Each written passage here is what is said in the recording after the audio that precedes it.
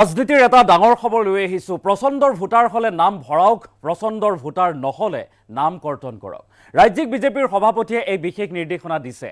এই মহা বিস্ফোৰণ ঘটাইছে এতিয়া বিধায়ক অখিল গগৈয়ে। কাৰ কাৰ নাম ভোটাৰ তালিকাত সন্নিৱিষ্ট কৰিব লাগিব, কাৰ কাৰ নাম কৰ্তন কৰিব লাগিব, এই সন্দৰ্ভত মণ্ডল বিজেপিৰ সভাপতি আৰু জিলা বিজেপিৰ সভাপতিক ৰাজ্যিক বিজেপিৰ সভাপতিগৰাকীয়ে ভিডিঅ' কনফাৰেন্সৰ জৰিয়তে নিৰ্দেশনা দিছে বুলি মহা বিস্ফোৰণ বিধায়ক অখিল গগৈ। ভোট কৰ্তনৰ বাবে এনেদৰে দিলীপ শইকীয়াই দিছে বিশেষ নিৰ্দেশনা আৰু সমান্তৰালভাৱে বিধায়ক অখিল গগৈয়ে কৈছে যে বিজেপিৰ ভেটি য'ত দুৰ্বল আৰু সেই সমষ্টিৰ পৰা যধে মধে ভোটাৰৰ নাম কৰ্তন কৰিবৰ বাবে ৰাজ্যিক বিজেপিৰ সভাপতি দিলীপ শইকীয়াই এই নিৰ্দেশনা দিছে বুলি বিস্ফোৰক মন্তব্য কৰিছে বিধায়ক অখিল গগৈয়ে। এটা ডাঙৰ খবৰ আমি এইমতে লৈ আহিছো যে বিজেপিৰ ৰাজ্যিক সভাপতিৰ ভিডিঅ' কনফাৰেন্সক লৈ অখিল গগৈ মহা বিস্ফোৰণ। ভোট কৰ্তনৰ বাবে দিলীপ শইকীয়াই দিছে বিশেষ নিৰ্দেশনা।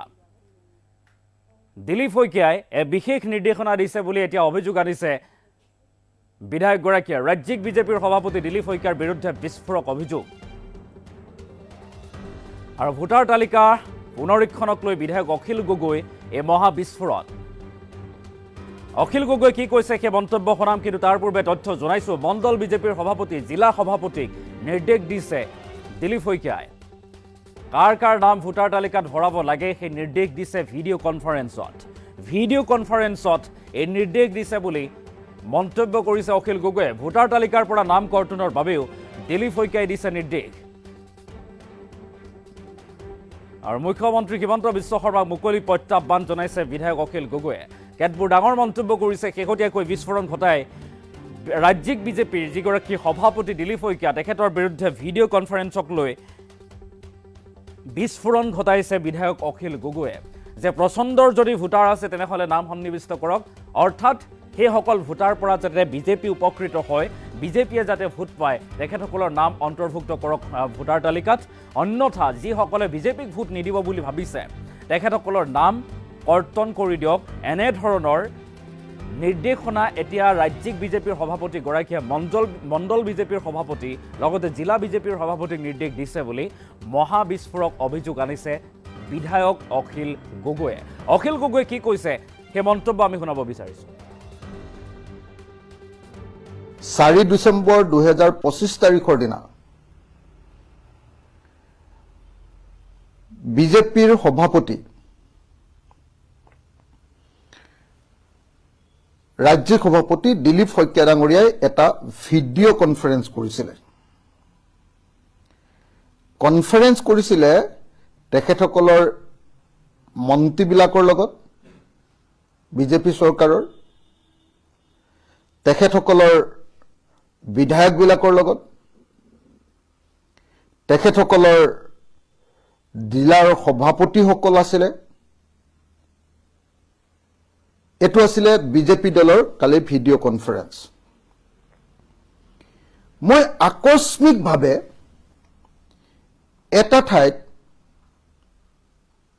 সেই ভিডিঅ' কনফাৰেন্সটো চাবলৈ পালোঁ। ভোটাৰ তালিকাৰ সংশোধনী, ভোটাৰ স্পেচিয়েল যিটো ৰিভিজন এতিয়া চলি আছে, সেই ৰিভিজন সম্পৰ্কে এটা কথা পতা আৰম্ভ কৰিলে যে আপোনালোকে এই যিটো আমাৰ চলি আছে, ভোটাৰ তালিকাৰ সংশোধনী চলিছে, SR চলিছে, সেইটো আপোনালোকে গুৰুত্ব দিয়া নাই, যি ধৰণে গুৰুত্ব দিব লাগিছিলে দিয়া নাই। তাৰপাছত তেখেতে ক'লে যে আমাৰ অচ্যুত সিংঘাল, মন্ত্ৰী অচ্যুত সিংঘালক দায়িত্ব দিয়া হৈছে যে 60টা বিধানসভা সমষ্টিত ভোটাৰ তালিকাৰ পৰা ভোটাৰৰ নাম কৰ্তন কৰিবলৈ তেওঁক দায়িত্ব দিয়া হৈছে, যাতে সেই 60টা বিধানসভা সমষ্টিত বিজেপি জিকিব পাৰে। কৈছে যে এই দায়িত্ব দলে অশোক সিংঘালক দিছে আৰু অশোক সিংঘালে অসমৰ 60টা বিধানসভা সমষ্টিৰ ভোটাৰ তালিকাখন তেওঁৰ নিজৰ ইচ্ছামতে কৰ্তন কৰিব, মানুহৰ নাম কৰ্তন কৰিব। আৰু দিলীপ শইকীয়া ডাঙৰীয়াই কৈছে যে আপোনালোকে ভোটাৰৰ নাম কৰ্তন কৰিবৰ কাৰণে কাৰ কিমান ভোটাৰৰ নাম কৰ্তন কৰিব লাগে বুথ অনুসৰি আপোনালোকে যি যি বুথত আমাৰ বিজেপিৰ অৱস্থা বেয়া সেইবিলাক বুথৰ পৰা ভোটাৰৰ নাম কৰ্তন কৰিবৰ কাৰণে আমাক ভোট নিদিয়া মানুহবিলাকক ভোটাৰৰ নাম কৰ্তন কৰিবৰ কাৰণে আপোনালোকে কি ব্যৱস্থা লৈছে কিয় ব্যৱস্থা লোৱা নাই কৈছে যে অহা 12 তাৰিখৰ পৰা অহা 12 তাৰিখৰ ভিতৰত সকলো এমএলএ সকলো জিলা সভাপতি আৰু বিজেপিৰ মণ্ডল সভাপতিয়ে 12 তাৰিখৰ ভিতৰত ভোটাৰ তালিকাৰ পৰা কাৰ নাম কৰ্তন কৰিব লাগিব তাৰ তালিকাখন দিব লাগিব আপোনালোকে কিয় ইমান অৱহেলা কৰিছে কিয় কামটো ঠিকমতে কৰা নাই এনেকে কৈ আছে তাৰ পাছত কৈছে যে 60টা বিধানসভা সমষ্টিত আমি অশোক সিংঘালক দি দিছো দায়িত্ব আৰু অশোক সিংঘালে পুৰা এই ভোটাৰ তালিকাখন পুৰা ঠিক কৰি পেলাব ভোটাৰ তালিকাৰ পৰা নাম কৰ্তন কৰিব 60টা বিধানসভা সমষ্টি বুলি কৈছে আৰু বাকি যিবিলাক বিধানসভা সমষ্টিত বুথ পৰ্যায়ৰ পৰা বদলি কৰিব লাগে বিজেপিৰ নিয়ম অনুসৰি বিজেপিক ভোট দিয়া মানুহবিলাকৰ কাৰণে বদলি মানে ভোট দিয়াবিলাকক ৰাখি নিদিয়াবিলাকৰ নাম কৰ্তন কৰিব লাগে তাৰ তালিকা বিধায়কবিলাকক 12 তাৰিখৰ ভিতৰত দিবৰ কাৰণে দিলীপ শইকীয়াই নিৰ্দেশ জাৰি কৰিছে এতিয়া এই কথাটো মই মিছাকে কৈছো বুলিতো নিশ্চয় সকলোৱে হুলস্থুল কৰিব অসমৰ মুখ্যমন্ত্ৰীটো একেবাৰে মানি নলব সেইকাৰণে মই আজি যেতিয়া মই এই লাইভটো কৰিম বুলি কৈছিলো এতিয়া মই দুইবাৰ হিমন্ত বিশ্ব শৰ্মাক টেগ কৰি দিছো মেনশ্যন কৰি দিছো যে আপুনি মোৰ এই লাইভটো শুনিব মোৰ লাইভ শুনিবলৈ আপুনি বৰ শান্তি পায় আৰু মোৰ লাইভ শুনিবলৈ আপোনাৰ টোপনিটো ভাল হয় মই সেইকাৰণে টেগ কৰি দিছো যে অসমৰ মুখ্যমন্ত্ৰী ডাঙৰীয়া আপুনি কি কৰিবলৈ লৈছে মই এবাৰ নিজ কাণৰে শুনি ললো আপোনাৰ দলৰ ৰাজ্যিক সভাপতি দিলীপ শইকীয়াই স্পষ্ট ভাষাত আপোনালোকৰ মন্ত্ৰী য'ত যোগেন মোহনক সেই কনফাৰেন্সখনত উপস্থিত আছে যোগেন মোহনক প্ৰশংসা কৰিছে কোন কোন নাই বুলি বিধায়কক তাক তালিকা দিবৰ কাৰণে কোনোবাজনক মোক লিখি দিবি বুলি কৈছে বিধায়ক বহু সংখ্যক আছে জিলা সভাপতি আছে আৰু তাক অতি স্পষ্ট ভাষাৰে কৈছে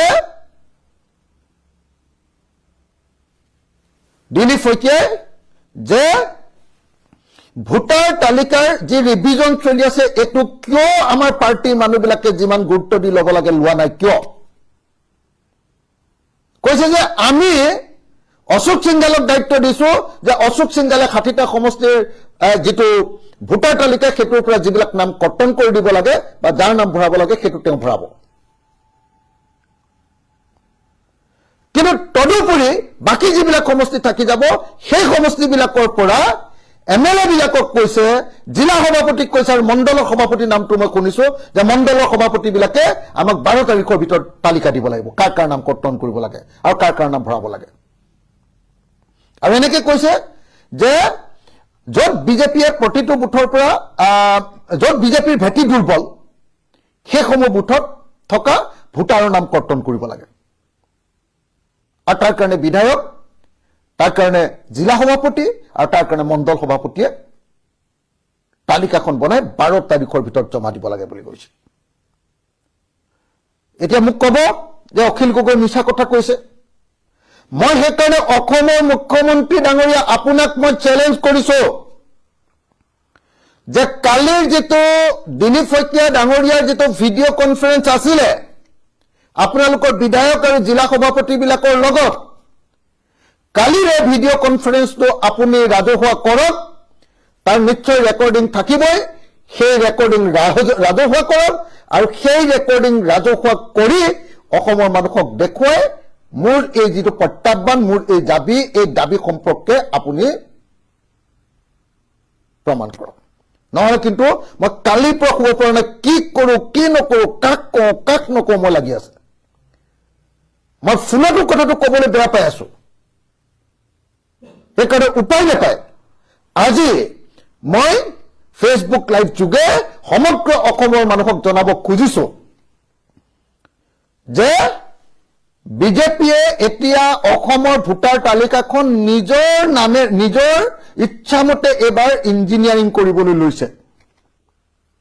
কেইদিনমানৰ আগতে মোক অসম বিধানসভাৰ 3জনমান বিধায়কে কৈছিলে যে আমাৰ বিধায়কবিলাকক CMে পঠিয়াই দিছে যে নিজৰ সমষ্টিৰ পৰা 10,000 ভোটৰ নাম কৰ্তন বা নতুনকৈ নাম ভৰ্তি কৰিব লাগে।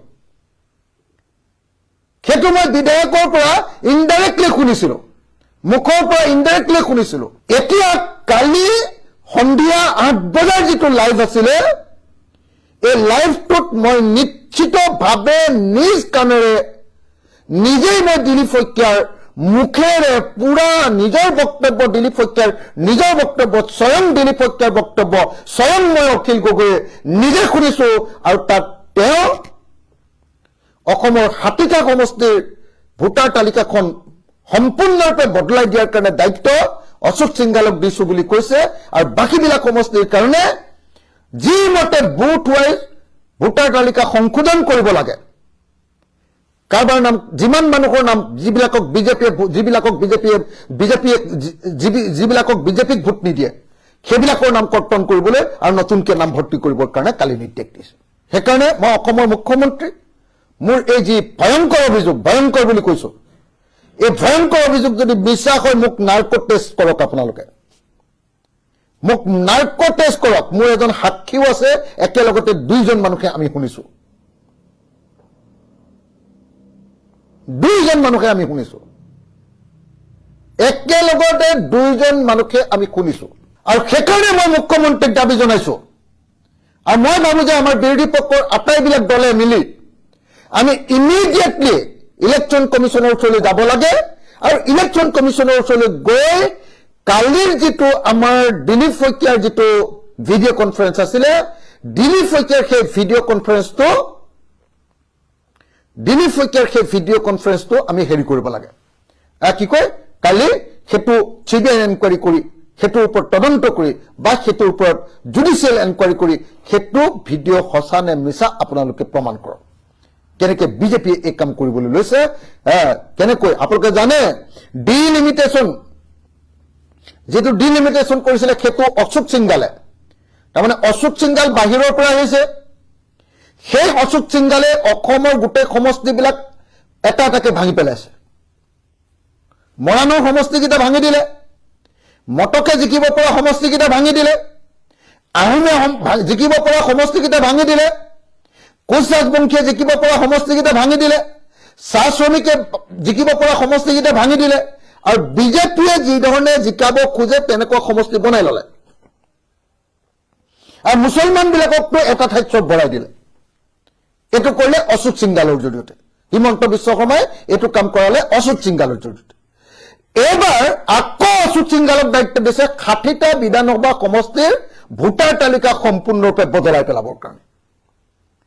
আৰু বাকী সমষ্টিবিলাকত যিবিলাক ঠাইত বোধহয়, যিবিলাক ঠাইত এই 60টা চাগে তেওঁলোকৰ ষ্ট্ৰেটেজিক সমষ্টি, বাকী সমষ্টিবিলাকত ইয়াৰ বুথৰ ভিত্তিত কাৰ নাম কাটি দিব লাগে আৰু কাৰ নাম ভৰাব লাগে সেইটোৰ কাৰণে দায়িত্ব প্ৰদান কৰিছে সংশ্লিষ্ট বিধায়ক,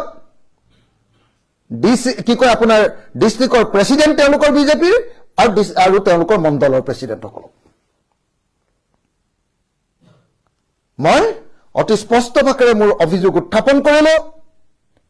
এইটো নহয় বুলি কোৱা, মোৰ এই অভিযোগ মিছা বুলি ক'ব পৰা পৃথিৱীৰ কোনোবা মানুহ যদি জন্ম হ'ব পাৰে, মই প্ৰত্যাহ্বান জনাইছোঁ। অসমৰ মুখ্যমন্ত্ৰীক মই এইটোৰ ওপৰত জুডিচিয়েল এনকুৱাৰী দিবলৈ দাবী জনাইছোঁ। আৰু অসমৰ সকলো বিৰোধী পক্ষৰ নেতাসকলক মই ঐক্যবদ্ধভাৱে নিৰ্বাচন কমিশ্যনৰ ওচৰলৈ গৈ এইটোৰ ওপৰত এনকুৱাৰী দাবী কৰিবৰ কাৰণে আৰু ভোটাৰ তালিকাৰ যি স্পেচিয়েল ৰিভিজন চলি আছে এইটো বন্ধ কৰিবৰ কাৰণে আমি সকলোৱে মাত পাতিবৰ কাৰণে মই আহ্বান জনাইছোঁ। মই আপোনালোকক অনুৰোধ জনাইছোঁ, অসমৰ সকলো ৰাইজক প্লিজ আপোনালোকে এই বিষয়টোক লৈ সাৱধান হওক আৰু বিজেপিয়ে কৰা এই চক্ৰান্তৰ বিৰুদ্ধে সকলোৱে মাত মাতক। এতিয়া বহুতে ক'ব পাৰে, মই অলপ আগতে টিভিত শুনিলোঁ অসমৰ মুখ্যমন্ত্ৰীয়ে কোৱা যে প্ৰতিদিনে এইটো কথা ক'লে কি হ'ব, প্ৰতিদিনে যে কৈছে, তেওঁ কৈছে যে এনেকে কি কয় কাৰোবাৰ নাম কৰ্তন কৰিছে তেওঁ কৈছে যে 6 নম্বৰ ফৰ্মখন ফিল আপ কৰি দিলে হ'ল 6 নম্বৰ ফৰ্মখন ফিল আপ কৰে মানে নতুনকৈ সোমোৱাৰ আগতে ইলেকশ্যন শেষ হৈ যাব ইলেকশ্যন শেষ হৈ যাব